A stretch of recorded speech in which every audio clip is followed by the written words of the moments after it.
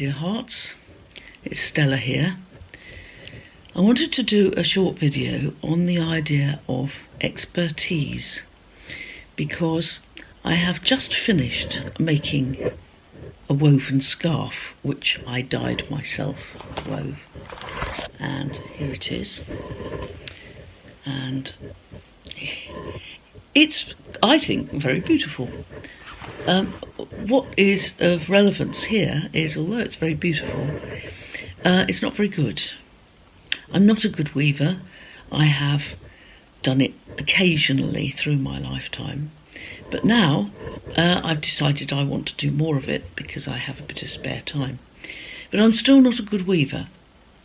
And I thought about this, and I thought in the past, when people made their own scarves and blankets and stuff like that, there must have been a majority of people who weren't good weavers. But it didn't matter, as long as you made a warm blanket or a warm scarf. It didn't matter if it wasn't particularly good.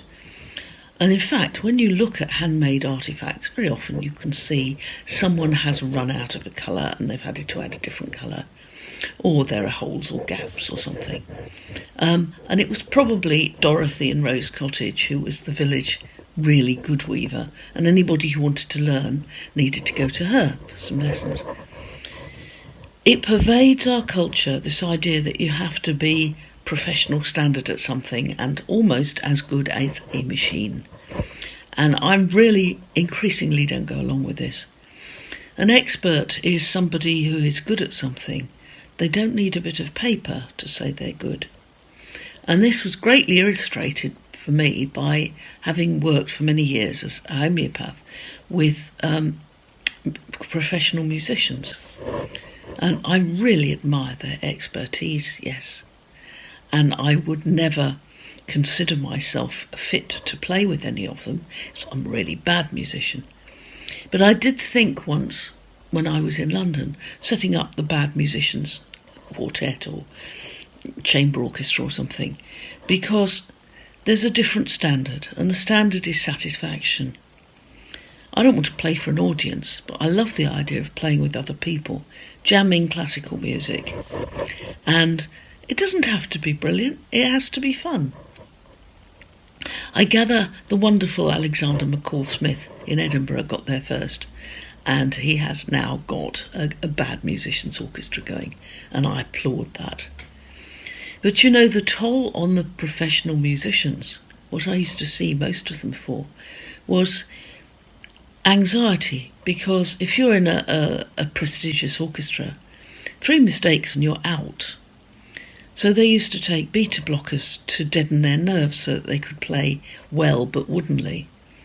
And I treated them so that they had more confidence and they played brilliantly but dangerously and took risks. And the overall performances, everybody was agreed, were a bit more electric. Expertise has a price. And in the case of people with qualifications from universities and such like, very often the price is they've lost their originality and they're experts in what everybody else thinks in their very narrow trade. And I think it's time we put this idea down. Archaeologists come to mind.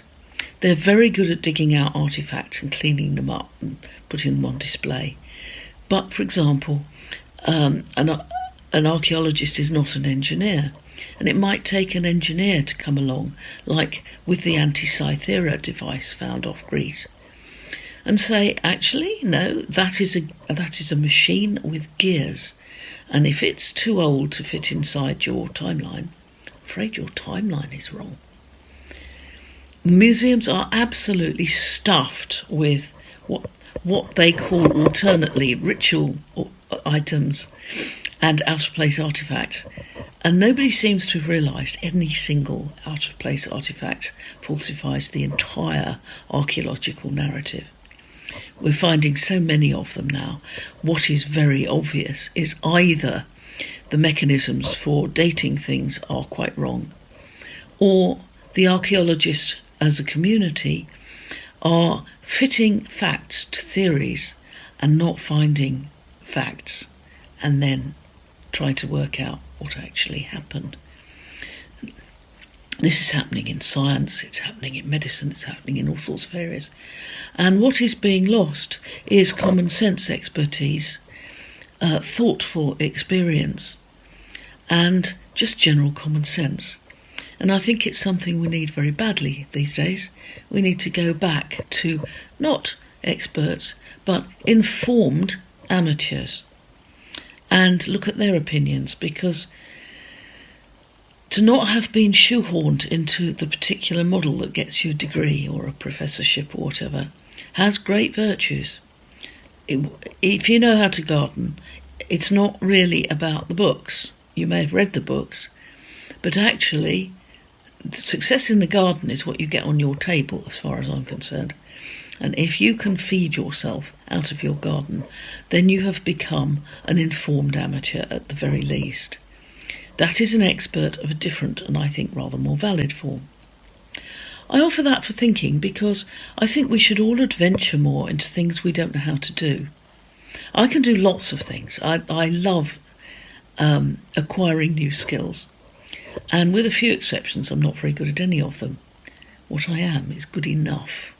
Good enough to absorb me, pass my time, give me pleasure, make nice gifts. Good enough.